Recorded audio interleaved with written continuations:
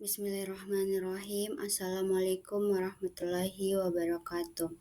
Perkenalkan, nama saya Selni Halulanga dengan NIM O1A1241176. Di sini saya akan mempresentasikan materi saya terkait kestabilan kloroquine.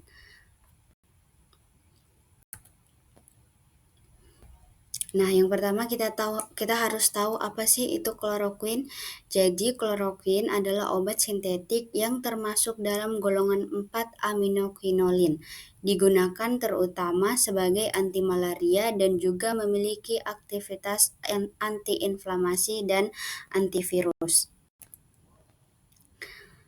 Nah, apa sih hubungannya stabilitas obat dengan kesehatan? Jadi, kalau dalam ilmu farmasi, kestabilan obat itu adalah aspek yang sangat krusial karena berkaitan langsung dengan mutu, keamanan, dan efektivitas suatu sediaan farmasi. Nah, di sini ada obat kloroquine. Nama obatnya kloroquine. Obat kloroquine ini masuk dalam golongan anti malaria. Terus sediaannya ada sediaan tablet, sirup, dan injeksi. Tetapi biasanya sediaan tablet dan sirup ini lebih stabil dibandingkan sediaan injeksi. Terus indikasi dari obat kloroquine digunakan pada penderita malaria, rheumatoid arthritis, dan amebiasis ekstraintestinal. Untuk kategorinya masuk dalam kategori kehamilan, masuk dalam kategori C, di mana ini memiliki potensi kerusakan pada janin. Tidak disarankan untuk ibu hamil. Kemudian kontraindikasinya itu hipersensitivitas terhadap kloroquine, gangguan retina, gangguan fungsi hati atau ginjal berat. Kemudian efek sampingnya mual, muntah, pusing, dan sakit kepala. Nah, kalau efek samping yang keempat ini, efek sampingnya itu hanya bersifat sementara, tidak dalam jangka waktu yang panjang. Kemudian ada penyakit hati atau gagal ginjal. Ini dapat terjadi jika penggunanya itu memang mempunyai riwayat gangguan hati atau ginjal. Kemudian dosisnya, untuk dosis dewasa 600 mg pada dosis awal, kemudian 300 mg setelah 6-8 jam. Dan 300 mg pada hari kedua dan ketiga. Jadi total dosisnya itu 2.400 mg. Nah, untuk dosis pada anak-anak, ini 10 mg per kilogram berat badan pada dosis awal, kemudian 5 gram setelah 6-8 jam, dan 5 mg pada hari kedua dan ketiga. Nah, di sini ada faktor-faktor yang mempengaruhi stabilitas kloroquine. Nah, yang pertama itu ada suhu. Jadi, obat kloroquine ini lebih stabil pada suhu yang lebih rendah. Pada suhu yang tinggi dapat mempercepat degradasi obat, mengurangi potensi, dan meningkatkan risiko pembentukan produk degradasi yang berbahaya. Jadi di sini obat kloroquine ini ternyata dia tidak kuat terhadap suhu yang lebih tinggi atau suhu yang ekstrim. Obat kloroquine lebih stabil pada suhu yang lebih rendah. Kemudian ada kelembapan. Kloroquine dalam bentuk tablet atau bentuk sediaan padat lainnya dapat terdegradasi apabila terpapar kelembapan tinggi. Nah, makanya untuk penyimpanan kloroquine lebih baik di tempat yang kering untuk menjaga kestabilannya. Jadi ternyata obat kloroquine ini juga tidak stabil berada di tempat yang terlalu lembab. Nah, makanya penyimpanan obat kloroquine ini lebih disarankan disimpan di tempat yang kering, yang lebih kering. Nah, yang ketiga ada cahaya. Kloroquine sensitif terhadap paparan cahaya, terutama cahaya ultraviolet. Paparan cahaya dapat mempercepat degradasi obat dan mengurangi efektivitasnya. Nah, biasanya itu jika obat terpapar cahaya, terutama cahaya ultraviolet atau UV, itu akan eh, mengalami reaksi oksidasi. Nah, di mana reaksi oksidasi ini dapat mengganggu kestabilan dari suatu obat tersebut. Begitu juga pada obat kloroquine ini. Makanya pada obat kloroquine ini sebaiknya disimpan dalam wadah kedap cahaya atau di tempat yang gelap atau minim cahaya. Nah, yang keempat ada pH. Kloroquine memiliki kestabilan yang lebih baik pada pH netral atau sedikit asam. Peningkatan atau penurunan pH yang ekstrim, baik asam maupun basa, dapat mempercepat degradasi kloroquine terutama pada sediaan cair. Nah, ternyata obat kloroquine ini dia lebih stabil berada ketika pH-nya itu berada di pH yang netral, tidak terlalu asam dan tidak terlalu basa. Nah, yang kelima ada pengemasan. Pengemasan yang tidak tepat atau bahan kemasan yang tidak kedap udara atau cahaya dapat memperburuk stabilitas kloroquine.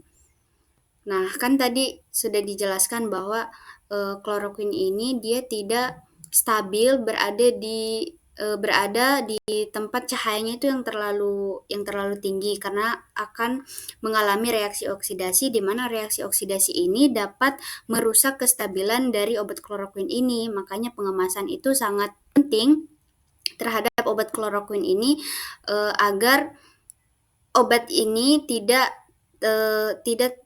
terpapar cahaya secara langsung karena dia dapat mengalami reaksi oksidasi yang dapat mempengaruhi atau merusak kestabilan obat tersebut.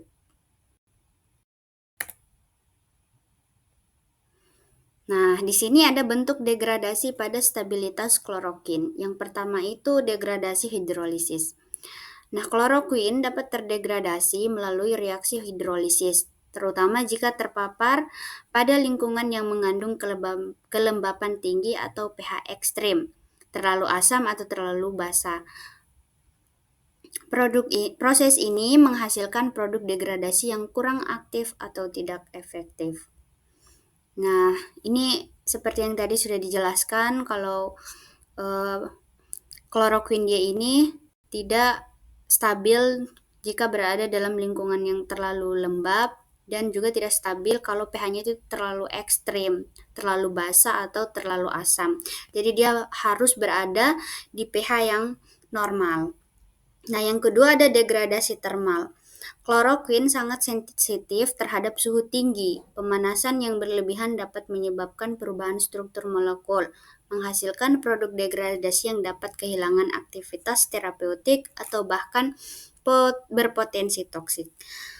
Nah, kloroquine juga ini dia tidak tahan terhadap suhu yang tinggi. Nah, karena pemanasan yang berlebihan ini dia dapat merubah struktur dari obat kloroquine tersebut. Sehingga yang kita harapkan dia bisa menghasilkan efek terapeutik, tetapi karena dia berada dalam suhu yang sangat tinggi, strukturnya berubah, nah itu bisa berpotensi menjadi toksik. Bukan efek terapinya yang kita dapat, tetapi sudah berubah ke yang toksik. Gitu. Nah, yang ketiga ada degradasi fotodegradasi. Kloroquine juga sensitif terhadap cahaya, terutama sinar ultraviolet. Ini sama yang seperti yang tadi ya. Jadi kloroquine itu dia sensitif terhadap cahaya, terutama sinar ultraviolet. Karena cahaya kan tadi kan sinarnya kan itu dapat membuat obat kloroquine ini mengalami reaksi oksidasi yang dapat merusak stabilitas kloroquine sendiri. Nah, yang keempat ada degradasi reduksi. Kloroquine dapat terdegradasi melalui reaksi reduksi yang biasanya terjadi dalam kondisi lingkungan tertentu atau dalam tubuh. Nah, yang terakhir ada degradasi oksidasi. Oksidasi dapat terjadi jika kloroquine terpapar oksigen dalam udara atau dalam larutan. Produk oksidasi dapat termasuk senyawa yang lebih reaktif dan berbahaya yang mengurangi efektivitas kloroquine atau bahkan meningkatkan efek samping. Ini seperti yang dijelaskan tadi bahwa reaksi oksidasi itu dapat mengganggu stabilitas obat kloroquine.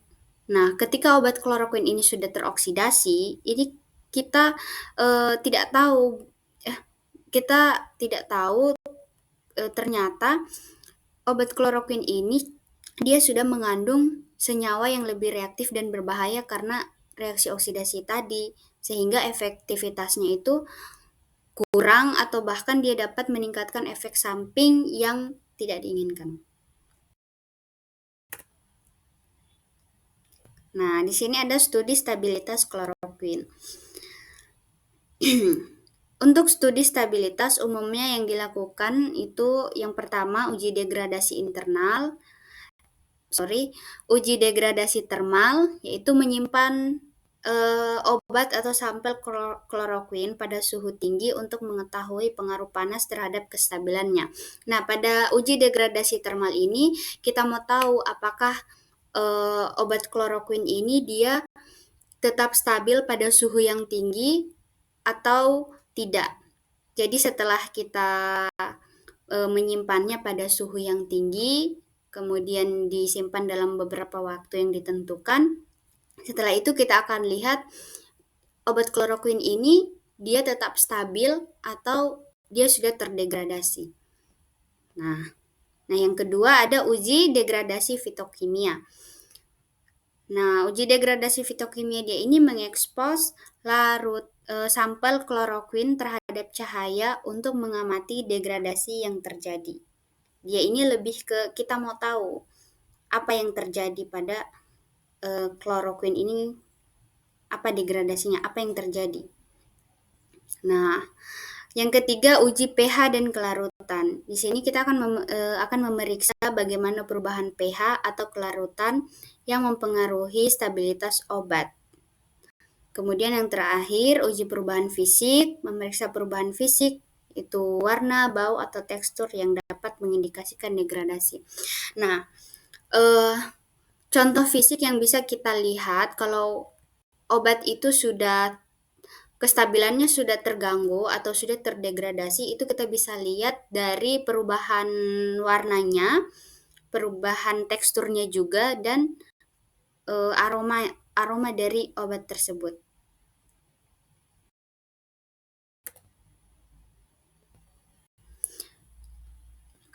Nah, pencegahan degradasi kloroquine. Ada beberapa pencegahan yang kita bisa lakukan untuk mencegah degradasi obat. Dalam hal ini yang saya bahas obat kloroquine. Nah, yang pertama adalah kontrol suhu. Obat harus disimpan pada suhu yang sesuai. Karena obat kloroquine tidak stabil dalam suhu yang tinggi, maka pada penyimpanan obat kloroquine ini harus menghindari suhu yang tinggi, harus pada suhu yang lebih rendah. Nah, kemudian kontrol kelembapan. Obat kloroquine harus disimpan di tempat kering karena itu tadi, obat kloroquine ini juga tidak stabil jika berada di lingkungan yang terlalu lembab. Nah, yang ketiga, lindungi dari cahaya. Obat kloroquine ini juga harus disimpan dalam wadah yang kedap cahaya. Karena untuk menghindari paparan sinar ultraviolet, karena kan dapat menyebabkan reaksi oksidasi pada obat tersebut sehingga mengalami degradasi. Nah, yang keempat, kontrol pH, mempertahankan pH sesuai rentang yang disarankan. Jadi pH-nya kloroquine ini harus tetap berada di pH yang netral, tidak boleh terlalu basah dan tidak boleh terlalu asam. Nah, kemudian selanjutnya penggunaan pengawet. Penggunaan pengawet untuk mencegah pertumbuhan mikroorganisme. Ya, misalnya kita tidak menginginkan mikroorganisme tumbuh ya di obatnya kita, jadi kita menggunakan pengawet. Kemudian pengemasan tepat menggunakan wadah kedap udara dan rapat untuk mencegah oksidasi. Ini sama ya seperti lindungi dari cahaya. Tujuannya sama untuk mencegah reaksi oksidasi pada obat tersebut. Nah, yang terakhir penyimpanan yang tepat. Simpan di tempat aman dan terlindung dari suhu ekstrim. Nah, di sini kita harus menyimpannya di suhu yang lebih rendah, tapi tidak boleh di lingkungan yang terlalu lembab juga, karena dapat mengganggu kestabilan dari obat kloroquine. Nah, ternyata sudah masuk di kesimpulan ya. Nah, jadi berdasarkan yang saya paparkan tadi, kesimpulan dari kestabilan obat kloroquine, kloroquine merupakan obat anti malaria yang relatif stabil, tetapi tetap dapat mengalami degradasi bila disimpan dalam kondisi yang tidak tepat. Nah, contohnya itu tadi yang saya jelaskan, dia tidak stabil jika berada di suhu yang terlalu tinggi, terus dia tidak stabil jika berada di lingkungan yang terlalu lembab, terus dia tidak stabil jika pH-nya itu terlalu asam dan terlalu bawah. Nah, stabilitas kloroquine dipengaruhi oleh faktor suhu tinggi, kelembapan cahaya, terutama sinar ultraviolet dan pH ekstrim. Obat ini dapat terdegradasi lebih cepat dalam kondisi alkalis atau jika terpapar cahaya dan udara terlalu lama. Nah, ini yang dimaksud ini jika terpapar cahaya ini yang saya jelaskan tadi ya, dapat mengalami reaksi oksidasi. Nah, kemudian untuk menjaga kestabilannya, kloroquine harus disimpan di tempat yang sejuk, kering, terlindung dari cahaya, dan dalam wadah tertutup rapat. Formulasi yang baik serta penggunaan bahan tambahan yang sesuai juga membantu mempertahankan kestabilan dan efektivitas selama masa simpannya. Nah, jadi menjaga kestabilan dari obat itu sangat penting karena dapat mempengaruhi dari efektivitas suatu obat tersebut. Nah, untuk obat kloroquine ini, untuk menjaga kestabilannya itu dia harus berada dalam suhu yang lebih rendah, tidak boleh suhu yang lebih tinggi, harus berada di tempat yang tidak terlalu lembab, terhindar dari cahaya, terutama sinar ultraviolet, dan pH-nya harus netral. Harus netral, tidak boleh basah, tidak boleh terlalu basah, tidak boleh juga terlalu asam. Dan juga penyimpanannya itu dalam wadah yang kedap udara dan tertutup rapat untuk menjaga kestabilan obat kloroquine itu sendiri.